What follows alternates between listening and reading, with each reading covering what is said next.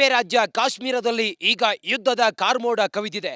ಪ್ರತಿ ಕ್ಷಣವೂ ಕೂಡ ಏನಾಗುತ್ತೆ ಅನ್ನುವ ಆತಂಕ ಜನರನ್ನ ಕಾಡ್ತಾ ಇದೆ. ಇದರ ನಡುವೆ ಭಾರತ ಸೇನೆ ಗಡಿಯಲ್ಲಿ ಎಲ್ಲ ರೀತಿಯಲ್ಲೂ ಕೂಡ ಸೇನಾ ಸನ್ನದ್ಧತೆಯನ್ನು ನಾವು ನೋಡ್ತಾ ಇದ್ದೀವಿ. ಹಾಗೆ ಈ ಕಣಿವೆ ರಾಜ್ಯದ ಕೆಲವು ಬಾರ್ಡರ್ ಏರಿಯಾಗಳಿದ್ದಾವಲ್ಲ, ಅಲ್ಲಿನ ಜನರ ಬದುಕು ಹೇಗಿದೆ ಕೇಳಿದ್ರೆ, ಅಲ್ಲಿನ ಜನ ಹೇಗೆ ಬದುಕ್ತಾ ಇದ್ದಾರೆ ಕೇಳಿದ್ರೆ ನೋಡಿ, ಇದು ಕಣಿವೆ ರಾಜ್ಯದ ಕಾಶ್ಮೀರದ ಬಾರ್ಡರ್ ಏರಿಯಾಗಳಲ್ಲಿ ಜನರ ಮನೆಗಳೆಲ್ಲ ನೀವು ಕಾಣ್ತಾ ಇದೆ. ಇಲ್ಲಿ ರಸ್ತೆಗಳೆಲ್ಲವೂ ಕೂಡ ಇದಾವೆ. ಅದ್ರ ಜೊತೆಗೆ ಸಂಪೂರ್ಣವಾದಂತಹ ಅಲ್ಲಿ ಮರಗಿಡಗಳು ನೋಡ್ಲಿಕ್ಕೆ ಸಿಗೋದು ನಿಮ್ಗೆ ಫಾರೆಸ್ಟ್ ಮಾತ್ರ ಇಲ್ಲಿ ನಿಮ್ಗೆ ನೋಡ್ಲಿಕ್ಕೆ ಸಿಗೋದು. ಇಲ್ಲಿ ಜನರ ಬದುಕಿಗೆ ಕೆಲಸ ಕಾರ್ಯ ಏನೂ ಕೂಡ ಇಲ್ಲ. ಜನರಂತೂ ಇಲ್ಲಿ ಬಹಳ ಒಂದು ಕಷ್ಟದ ಜೀವನವನ್ನು ನಡೆಸ್ತಾ ಇರ್ತಾರೆ ಗಡಿ ಭಾಗದಲ್ಲಿ. ಇಂಥ ಸಮಯದಲ್ಲಿ, ಇಂಥ ಕ್ರೂಯಲ್ ಸಮಯದಲ್ಲಿ ಭಾರತ ಮತ್ತು ಪಾಕಿಸ್ತಾನದ ಈಗಿನ ಏನು ಪರಿಸ್ಥಿತಿ ಏನಿದೆಯಲ್ಲ, ವಿಷಮ ಸ್ಥಿತಿ, ಇಂಥ ಸಮಯದಲ್ಲಿ ಸೇನೆ ಬಂದು ಇವರಿಗೆ ಕೆಲವು ಗೈಡ್ಲೈನ್ಸ್ ಅನ್ನ ಕೊಡ್ತಾರೆ. ಹಿಂಗಿರ್ಬೇಕು ಅನ್ನುವ ಗೈಡ್ಲೈನ್ಸ್ ಅನ್ನ ಕೊಡ್ತಾರೆ. ಒಟ್ಟಾರೆ ಇಲ್ಲಿನ ಜನರ ಬದುಕು ಬಹಳ ದುಸ್ತರ. ಯಾಕಂತ ಹೇಳಿದ್ರೆ ಗಡಿ ಆ ಕಡೆ ಹೋದ್ರೆ ಪಾಕಿಸ್ತಾನ, ಈ ಕಡೆ ಬಂದ್ರೆ ಭಾರತ. ಆದ್ರೆ ಅವರ ದೇಶಭಕ್ತಿಗೆ ಮಾತ್ರ ಸ್ವಲ್ಪವೂ ಕೂಡ ಕುಂದು ಕೊರತೆ ಇಲ್ಲ. ಅವರು ಇಂಥ ಸಮಯದಲ್ಲಿ ದೇಶದ ಸೈನಿಕರು, ದೇಶದ ಸರ್ಕಾರ ಹೇಗೆ ಹೇಳುತ್ತೆ ಹಾಗೆ ನಡ್ಕೊಳ್ತಾರೆ. ಅವ್ರನ್ನ ನಾವಿವತ್ತು ಸಂಪೂರ್ಣವಾಗಿ ಮಾತಾಡಿಸುವಂತ ಪ್ರಯತ್ನವನ್ನು ಕೂಡ ಮಾಡ್ತಾ ಹೋಗ್ತೀವಿ. ಕ್ಯಾಮ್ರಾ ಪರ್ಸನ್ ಲಕ್ಷ್ಮೀಪುತ್ರ ಜೊತೆಗೆ ನಾನು ರಂಜಿತ್ ಶಿರಿಯಾರ್, ರಿಪಬ್ಲಿಕ್ ಕನ್ನಡದಿಂದ ಕಾಶ್ಮೀರಕ್ಕಾಗಿ. ನಮಸ್ಕಾರ. ಕಣಿವೆ ರಾಜ್ಯ ಕಾಶ್ಮೀರದಲ್ಲಿ ಈಗ ಯುದ್ಧದ ಕಾರ್ಮೋಡ ಕವಿದಿದೆ. ಪ್ರತಿ ಕ್ಷಣವೂ ಕೂಡ ಏನಾಗುತ್ತೆ ಅನ್ನುವ ಆತಂಕ ಜನರನ್ನ ಕಾಡ್ತಾ ಇದೆ. ಇದರ ನಡುವೆ ಭಾರತ ಸೇನೆ ಗಡಿಯಲ್ಲಿ ಎಲ್ಲ ರೀತಿಯಲ್ಲೂ ಕೂಡ ಸೇನಾ ಸನ್ನದ್ಧತೆಯನ್ನು ನಾವು ನೋಡ್ತಾ ಇದ್ದೀವಿ. ಹಾಗೆ ಈ ಕಣಿವೆ ರಾಜ್ಯದ ಕೆಲವು ಬಾರ್ಡರ್ ಏರಿಯಾಗಳಿದ್ದಾವಲ್ಲ, ಅಲ್ಲಿನ ಜನರ ಬದುಕು ಹೇಗಿದೆ ಕೇಳಿದ್ರೆ, ಅಲ್ಲಿನ ಜನ ಹೇಗೆ ಬದುಕ್ತಾ ಇದ್ದಾರೆ ಕೇಳಿದ್ರೆ ನೋಡಿ, ಇದು ಕಣಿವೆ ರಾಜ್ಯದ ಕಾಶ್ಮೀರದ ಬಾರ್ಡರ್ ಏರಿಯಾಗಳಲ್ಲಿ ಜನರ ಮನೆಗಳೆಲ್ಲ ನೀವು ಕಾಣ್ತಾ ಇದೆ. ಇಲ್ಲಿ ರಸ್ತೆಗಳೆಲ್ಲವೂ ಕೂಡ ಇದಾವೆ. ಅದ್ರ ಜೊತೆಗೆ ಸಂಪೂರ್ಣವಾದಂತಹ ಅಲ್ಲಿ ಮರಗಿಡಗಳು ನೋಡ್ಲಿಕ್ಕೆ ಸಿಗೋದು ನಿಮ್ಗೆ ಫಾರೆಸ್ಟ್ ಮಾತ್ರ ಇಲ್ಲಿ ನಿಮ್ಗೆ ನೋಡ್ಲಿಕ್ಕೆ ಸಿಗೋದು. ಇಲ್ಲಿ ಜನರ ಬದುಕಿಗೆ ಕೆಲಸ ಕಾರ್ಯ ಏನೂ ಕೂಡ ಇಲ್ಲ. ಜನರಂತೂ ಇಲ್ಲಿ ಬಹಳ ಒಂದು ಕಷ್ಟದ ಜೀವನವನ್ನು ನಡೆಸ್ತಾ ಇರ್ತಾರೆ ಗಡಿ ಭಾಗದಲ್ಲಿ. ಇಂಥ ಸಮಯದಲ್ಲಿ, ಇಂಥ ಕ್ರೂಯಲ್ ಸಮಯದಲ್ಲಿ ಭಾರತ ಮತ್ತು ಪಾಕಿಸ್ತಾನದ ಈಗಿನ ಏನು ಪರಿಸ್ಥಿತಿ ಏನಿದೆಯಲ್ಲ, ವಿಷಮ ಸ್ಥಿತಿ, ಇಂಥ ಸಮಯದಲ್ಲಿ ಸೇನೆ ಬಂದು ಇವರಿಗೆ ಕೆಲವು ಗೈಡ್ಲೈನ್ಸ್ ಅನ್ನ ಕೊಡ್ತಾರೆ. ಹಿಂಗಿರ್ಬೇಕು ಅನ್ನುವ ಗೈಡ್ಲೈನ್ಸ್ ಅನ್ನ ಕೊಡ್ತಾರೆ. ಒಟ್ಟಾರೆ ಇಲ್ಲಿನ ಜನರ ಬದುಕು ಬಹಳ ದುಸ್ತರ. ಯಾಕಂತ ಹೇಳಿದ್ರೆ ಗಡಿ ಆ ಕಡೆ ಹೋದ್ರೆ ಪಾಕಿಸ್ತಾನ, ಈ ಕಡೆ ಬಂದ್ರೆ ಭಾರತ. ಆದ್ರೆ ಅವರ ದೇಶಭಕ್ತಿಗೆ ಮಾತ್ರ ಸ್ವಲ್ಪವೂ ಕೂಡ ಕುಂದು ಕೊರತೆ ಇಲ್ಲ. ಅವರು ಇಂಥ ಸಮಯದಲ್ಲಿ ದೇಶದ ಸೈನಿಕರು, ದೇಶದ ಸರ್ಕಾರ ಹೇಗೆ ಹೇಳುತ್ತೆ ಹಾಗೆ ನಡ್ಕೊಳ್ತಾರೆ. ಅವ್ರನ್ನ ನಾವಿವತ್ತು ಸಂಪೂರ್ಣವಾಗಿ ಮಾತಾಡಿಸುವಂತ ಪ್ರಯತ್ನವನ್ನು ಕೂಡ ಮಾಡ್ತಾ ಹೋಗ್ತೀವಿ. ಕ್ಯಾಮ್ರಾ ಪರ್ಸನ್ ಲಕ್ಷ್ಮೀಪುತ್ರ ಜೊತೆಗೆ ನಾನು ರಂಜಿತ್ ಶಿರಿಯಾರ್, ರಿಪಬ್ಲಿಕ್ ಕನ್ನಡದಿಂದ ಕಾಶ್ಮೀರಕ್ಕಾಗಿ. ನಮಸ್ಕಾರ. ಕಣಿವೆ ರಾಜ್ಯ ಕಾಶ್ಮೀರದಲ್ಲಿ ಈಗ ಯುದ್ಧದ ಕಾರ್ಮೋಡ ಕವಿದಿದೆ. ಪ್ರತಿ ಕ್ಷಣವೂ ಕೂಡ ಏನಾಗುತ್ತೆ ಅನ್ನುವ ಆತಂಕ ಜನರನ್ನ ಕಾಡ್ತಾ ಇದೆ. ಇದರ ನಡುವೆ ಭಾರತ ಸೇನೆ ಗಡಿಯಲ್ಲಿ ಎಲ್ಲ ರೀತಿಯಲ್ಲೂ ಕೂಡ ಸೇನಾ ಸನ್ನದ್ಧತೆಯನ್ನು ನಾವು ನೋಡ್ತಾ ಇದ್ದೀವಿ. ಹಾಗೆ ಈ ಕಣಿವೆ ರಾಜ್ಯದ ಕೆಲವು ಬಾರ್ಡರ್ ಏರಿಯಾಗಳಿದ್ದಾವಲ್ಲ, ಅಲ್ಲಿನ ಜನರ ಬದುಕು ಹೇಗಿದೆ ಕೇಳಿದ್ರೆ, ಅಲ್ಲಿನ ಜನ ಹೇಗೆ ಬದುಕ್ತಾ ಇದ್ದಾರೆ ಕೇಳಿದ್ರೆ ನೋಡಿ, ಇದು ಕಣಿವೆ ರಾಜ್ಯದ ಕಾಶ್ಮೀರದ ಬಾರ್ಡರ್ ಏರಿಯಾಗಳಲ್ಲಿ ಜನರ ಮನೆಗಳೆಲ್ಲ ನೀವು ಕಾಣ್ತಾ ಇದೆ. ಇಲ್ಲಿ ರಸ್ತೆಗಳೆಲ್ಲವೂ ಕೂಡ ಇದಾವೆ. ಅದ್ರ ಜೊತೆಗೆ ಸಂಪೂರ್ಣವಾದಂತಹ ಅಲ್ಲಿ ಮರಗಿಡಗಳು ನೋಡ್ಲಿಕ್ಕೆ ಸಿಗೋದು ನಿಮ್ಗೆ ಫಾರೆಸ್ಟ್ ಮಾತ್ರ ಇಲ್ಲಿ ನಿಮ್ಗೆ ನೋಡ್ಲಿಕ್ಕೆ ಸಿಗೋದು.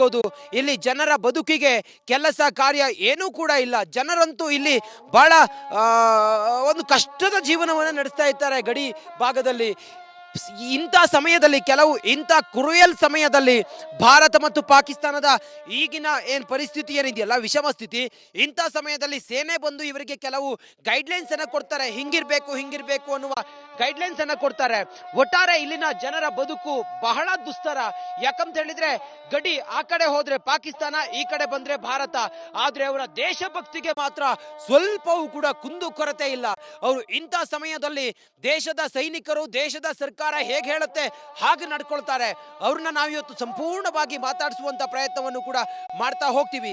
ಕ್ಯಾಮ್ರಾ ಪರ್ಸನ್ ಲಕ್ಷ್ಮೀಪುತ್ರ ಜೊತೆಗೆ ನಾನು ರಂಜಿತ್ ಶಿರಿಯಾರ್, ರಿಪಬ್ಲಿಕ್ ಕನ್ನಡದಿಂದ ಕಾಶ್ಮೀರಕ್ಕಾಗಿ.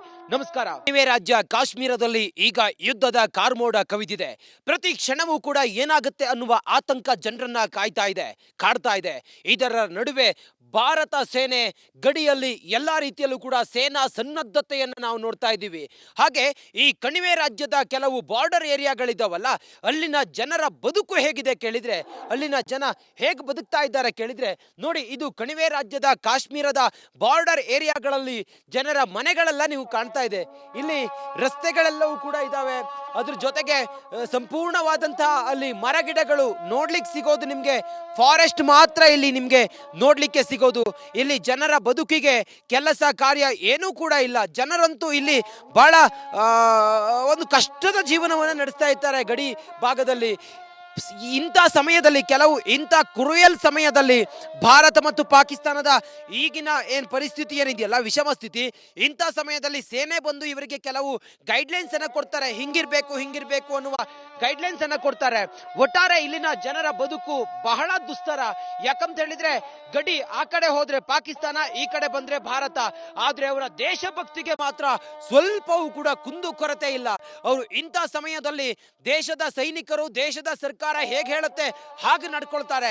ಅವ್ರನ್ನ ನಾವಿವತ್ತು ಸಂಪೂರ್ಣವಾಗಿ ಮಾತಾಡಿಸುವಂತ ಪ್ರಯತ್ನವನ್ನು ಕೂಡ ಮಾಡ್ತಾ ಹೋಗ್ತೀವಿ. ಕ್ಯಾಮ್ರಾ ಪರ್ಸನ್ ಲಕ್ಷ್ಮೀಪುತ್ರ ಜೊತೆಗೆ ನಾನು ರಂಜಿತ್ ಶಿರಿಯಾರ್, ರಿಪಬ್ಲಿಕ್ ಕನ್ನಡದಿಂದ ಕಾಶ್ಮೀರಕ್ಕಾಗಿ. ನಮಸ್ಕಾರ. ಕಣಿವೆ ರಾಜ್ಯ ಕಾಶ್ಮೀರದಲ್ಲಿ ಈಗ ಯುದ್ಧದ ಕಾರ್ಮೋಡ ಕವಿದಿದೆ. ಪ್ರತಿ ಕ್ಷಣವೂ ಕೂಡ ಏನಾಗುತ್ತೆ ಅನ್ನುವ ಆತಂಕ ಜನರನ್ನ ಕಾಡ್ತಾ ಇದೆ.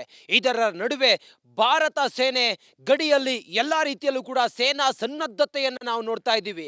ಹಾಗೆ ಈ ಕಣಿವೆ ರಾಜ್ಯದ ಕೆಲವು ಬಾರ್ಡರ್ ಏರಿಯಾಗಳಿದಾವಲ್ಲ, ಅಲ್ಲಿನ ಜನರ ಬದುಕು ಹೇಗಿದೆ ಕೇಳಿದ್ರೆ, ಅಲ್ಲಿನ ಜನ ಹೇಗೆ ಬದುಕ್ತಾ ಇದ್ದಾರೆ ಕೇಳಿದ್ರೆ, ನೋಡಿ ಇದು ಕಣಿವೆ ರಾಜ್ಯದ ಕಾಶ್ಮೀರದ ಬಾರ್ಡರ್ ಏರಿಯಾಗಳಲ್ಲಿ ಜನರ ಮನೆಗಳೆಲ್ಲ ನೀವು ಕಾಣ್ತಾ ಇದೆ.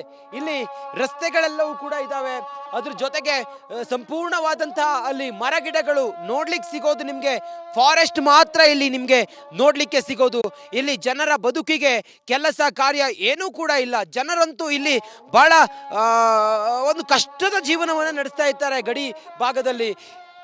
ಇಂಥ ಸಮಯದಲ್ಲಿ ಇಂಥ ಕ್ರೂಯಲ್ ಸಮಯದಲ್ಲಿ ಭಾರತ ಮತ್ತು ಪಾಕಿಸ್ತಾನದ ಈಗಿನ ಪರಿಸ್ಥಿತಿ ಏನಿದೆಯಲ್ಲ, ವಿಷಮ ಸ್ಥಿತಿ, ಇಂಥ ಸಮಯದಲ್ಲಿ ಸೇನೆ ಬಂದು ಇವರಿಗೆ ಕೆಲವು ಗೈಡ್ಲೈನ್ಸ್ ಅನ್ನ ಕೊಡ್ತಾರೆ. ಹಿಂಗಿರ್ಬೇಕು ಅನ್ನುವ ಗೈಡ್ಲೈನ್ಸ್ ಅನ್ನ ಕೊಡ್ತಾರೆ.